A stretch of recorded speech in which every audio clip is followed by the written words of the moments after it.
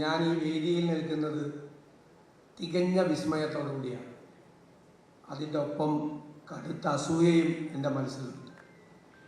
കാരണം ഞാൻ 24 വർഷമായി MLA ആയിരിക്കുന്ന ഒരാളാണ് തുടർച്ചയായി.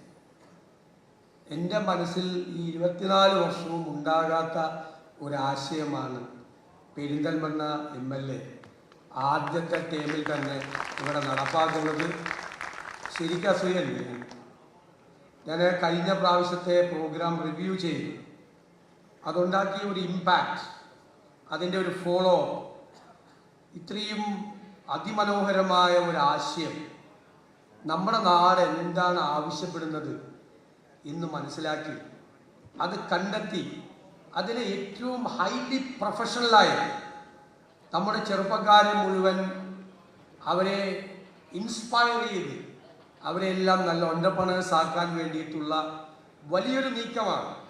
ഞാൻ കരുതുന്നത് ഒരു 4-5 വർഷത്തിനകം മലബാറിൽ, ഒരുപക്ഷെ കേരളത്തിൽ ഒരു വലിയ വ്യാവസായിക വിപ്ലവത്തിന് തുടക്കം കുറിക്കാൻ പോകുന്ന സംരംഭത്തിനാണ് ശ്രീ നജീബ് കാന്തപുരം തിരികൊളുത്തിയിരിക്കുന്നത് എന്ന് ഞാൻ പറയാൻ ആഗ്രഹിക്കുന്നു.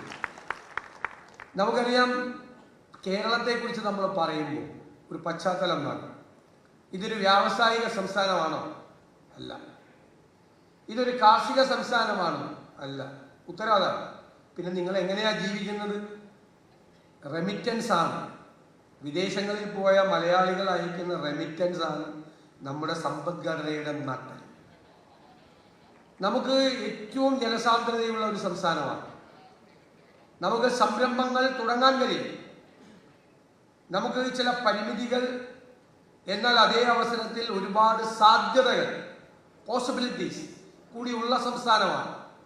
ആ സാധ്യതകൾ എന്താണ് എന്ന് കണ്ടെത്തുക എന്നതൊരു പ്രധാനപ്പെട്ട കാര്യമാണ്.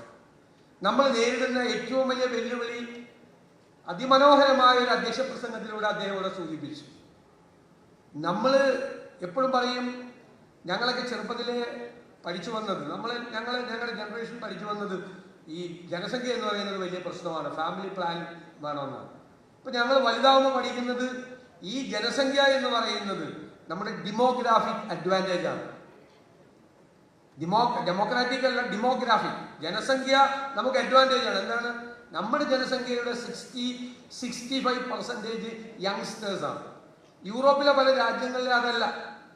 അവിടെ വലിയ ഹ്യൂമൻ റിസോഴ്സസ് അവർ ഏറ്റവും ലാക്ക് ചെയ്യുന്നത് അതാണ്. അവർക്കതില്ല.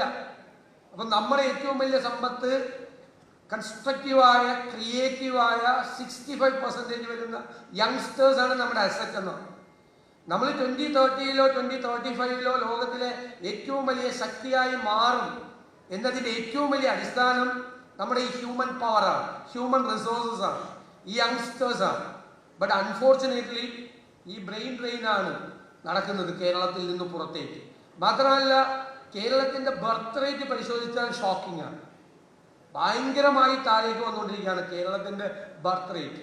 കഴിഞ്ഞ 5 വർഷത്തെ കണക്ക് പരിശോധിച്ചാൽ 5 വർഷം മുമ്പ് ഉണ്ടായിരുന്നതിനേക്കാൾ 2 ലക്ഷത്തിലധികം താഴെ കുഞ്ഞുങ്ങളാണ് ജനിക്കുന്നത്. എണ്ണം കുറഞ്ഞുകൊണ്ടിരിക്കുക. ഉള്ളവർ പുറത്തേക്ക് പോകുന്നു. അപ്പോൾ അവരെ ഇവിടെ നിർത്തണ്ടേ?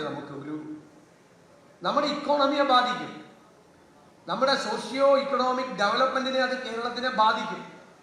നമുക്ക് ഈ കുഞ്ഞുങ്ങളെ ഇവിടെ നിർത്താൻ കഴിയണമെങ്കിൽ അവർക്കൊരു സുരക്ഷിതത്വം വേണം, അവർക്കുള്ള സാധ്യതകൾ ഇവിടെ ഉണ്ടാകണം, അവർക്ക് ഇവിടെ നിൽക്കണം. എനിക്ക് എൻ്റെ നാട്ടിൽ നിൽക്കണം, ഒരു കോൺഫിഡൻസ് ഉണ്ടാകണം. എൻ്റെ നാട്ടിൽ നിന്നുകൊണ്ട് എനിക്കൊരു സംരംഭം തുടങ്ങി ഒരുപാട് തൊഴിൽ സാധ്യതകൾ ഉണ്ടാക്കി, വെൽത്ത് ഉണ്ടാക്കി, എൻ്റെ അംബീഷൻ അനുസരിച്ച് കാര്യങ്ങൾ ചെയ്യാൻ കഴിയുന്ന ഒരു ആംബിയൻസ്, ഒരു അറ്റ്മോസ്ഫിയർ, അല്ലെങ്കിൽ ഒരു ഇക്കോസിസ്റ്റം ഇവിടെ ഉണ്ട് എന്ന് അവനൊരു കോൺഫിഡൻസ് ഉണ്ടാകും. അതുണ്ടാകാൻ വേണ്ടിയിട്ടുള്ള ശ്രമമാണ് ഇതുപോലുള്ള സംരംഭങ്ങൾ.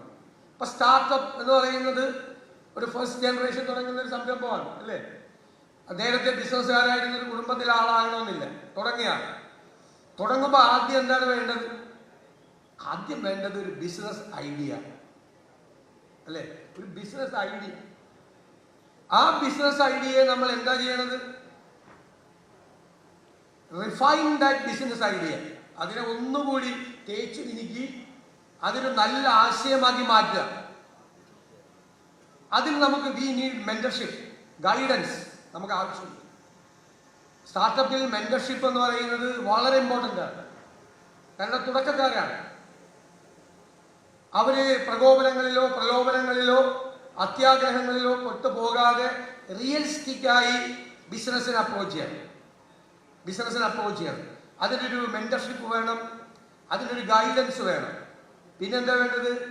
ഒരു മിനിമം വയബിൾ പ്രോഡക്റ്റ് വേണം. MVP എന്ന് പറയുന്നത് മിനിമം വയബിൾ പ്രോഡക്റ്റ്. വേണമെങ്കിൽ പറയാം മാർക്കറ്റ് ഫിറ്റ് പ്രോഡക്റ്റ്. മാർക്കറ്റാണ് പ്രധാനം. ഈ പ്രോഡക്റ്റ് സെല് ചെയ്യാൻ ഈ മാർക്കറ്റിൽ പറ്റും. അപ്പോൾ മാർക്കറ്റ് സ്റ്റഡി വേണം. ഈ നമ്മുടെ ഈ പ്രോഡക്റ്റ് ഈ മാർക്കറ്റിന് ആവശ്യമുണ്ടോ? മാർക്കറ്റിൽ എത്ര ക്വാണ്ടിറ്റി ആവശ്യമുണ്ട്? ഈ മാർക്കറ്റ് എങ്ങനെയാണ് ഇതിനെ കൈകാര്യം ചെയ്യുന്നത്? എത്ര കോമ്പറ്റീറ്റേഴ്സ് ഉണ്ട്? എത്ര മോണോപ്പൊളി ഏതെങ്കിലും കമ്പനിക്ക് ഉണ്ടോ? നമുക്കുള്ള സാധ്യതകൾ എന്താണ് എന്ന് പറയുന്ന ഒരു മാർക്കറ്റ് സ്റ്റഡി. പിന്നെ എന്താണ് പ്രധാനം? ഫിനാൻഷ്യൽ പ്ലാനിങ് ആണ്. ഏറ്റവും പ്രധാനപ്പെട്ടതാണ്. ഒരു സംരംഭം തുടങ്ങുമ്പോൾ ഉള്ളത് ഒരു ഫിനാൻഷ്യൽ പ്ലാനിങ് ആണ്. ഇപ്പൊ ഞാൻ ശ്രദ്ധിച്ചിട്ടുണ്ട്, കൊച്ചിയിലെല്ലാം പെട്ടെന്നൊരു സംരംഭം തുടങ്ങും. വലിയ ഒരു AC റൂം, 1000 സ്ക്വയർ ഫീറ്റ് ഒരു AC ഓഫീസ്, അല്ലെങ്കിൽ 2000 സ്ക്വയർ ഫീറ്റ് വലിയ സ്പ്ലിറ്റ് AC ഒക്കെ വെച്ച് വലിയ സംരംഭം, കുറെ ജീവനക്കാർ, ഒരു വലിയ കറങ്ങുന്ന ചെയർ, ഭയങ്കര ക്യാബിൻ, വലിയ സംരംഭം. അപ്പൊ തന്നെ മിക്കവാറും ഇതിനു വേണ്ടി ചെലവാക്കേണ്ട വർക്കിംഗ് ക്യാപിറ്റൽ ഏകദേശം 90% ലോൺ എടുത്ത് തരും. ലോൺ എടുത്താൽ അടുത്ത മാസം തൊട്ട് ലോൺ അടച്ചു തുടങ്ങണം. അപ്പോൾ 10 ലക്ഷം രൂപ ലോൺ എടുത്താൽ ആ 10 ലക്ഷം രൂപയ്ക്ക് ഒരു മാസം എത്ര രൂപയാണ് തിരിച്ചടച്ചു പോകുന്നത് എന്നുള്ളതിൻ്റെ ഒരു പ്ലാനിങ് ഇല്ല. ഈ വർക്കിംഗ് ക്യാപിറ്റൽ, ബിസിനസ് സംരംഭം തുടങ്ങാനുള്ള വർക്കിംഗ് ക്യാപിറ്റൽ ഈ ഓഫീസിൽ തന്നെ തീരും. ഞാൻ ഒരുപാട് പേരെ കണ്ടിട്ടുണ്ട്. പല ബിസിനസ്സിനും അത് ആവശ്യമില്ല. ഞാൻ ഗുജറാത്തിലെ വഡോദരയിൽ കൂടി തെരുവുകളിലൂടെ നടന്നിട്ടുണ്ട്. കോടിക്കണക്കിന് ബിസിനസ് നടത്തുന്ന ചില ആളുകളെ കണ്ടിട്ടുണ്ട്. സ്റ്റൂളിലാണ് ഇരിക്കുന്നത്, ഒരു ഫോണുമായിട്ട് സ്റ്റൂളിൽ. കാരണം അവർ എസ്റ്റാബ്ലിഷ്മെന്റ്, ഞാൻ അങ്ങനെ ചെയ്യണമെന്നല്ല പറയുന്നത്, നമുക്ക് ഓരോ സ്വപ്നങ്ങളുണ്ട്, അങ്ങനെ ചെയ്യണമെന്നല്ല പറയുന്നത്. പക്ഷേ കോസ്റ്റ് കുറയ്ക്കുകയാണ്, എസ്റ്റാബ്ലിഷ്മെന്റ് കോസ്റ്റ് കുറയ്ക്കുകയാണ്, പരമാവധി കോസ്റ്റ് കുറയ്ക്കുകയാണ്. എങ്ങനെയെല്ലാം കുറയ്ക്കാൻ പറ്റും അങ്ങനെയെല്ലാം കുറയും. നമ്മൾ പലരും ചെയ്യുന്നത് അത് ഗൈഡൻസ് ഇല്ലാത്തതുകൊണ്ടാണ്, ഫിനാൻഷ്യൽ പ്ലാനിങ് ഇല്ലാത്തതുകൊണ്ടാണ്. ആവശ്യമില്ലാത്ത കാര്യങ്ങൾക്ക് ഒരുപാട് പണം ചെലവാകും. വർക്കിംഗ് ക്യാപിറ്റൽ എന്ന് പറഞ്ഞാൽ വർക്കിംഗ് ക്യാപിറ്റലാണ്. ഇത്ര പെർസെൻറ്റേജ് നമ്മൾ എടുക്കുന്ന പണം, നമ്മുടെ കയ്യിലുള്ള പണം നമ്മൾ നീക്കി വെക്കുന്നത് ആ വർക്കിംഗ് ക്യാപിറ്റലിൽ സ്പർശിക്കാൻ പാടില്ല. അല്ലാത്തത് ഏറ്റവും ചുരുക്കി, ഏറ്റവും ലളിതമായി, ഏറ്റവും ഭംഗിയായി തുടക്കം അങ്ങനെ മതി.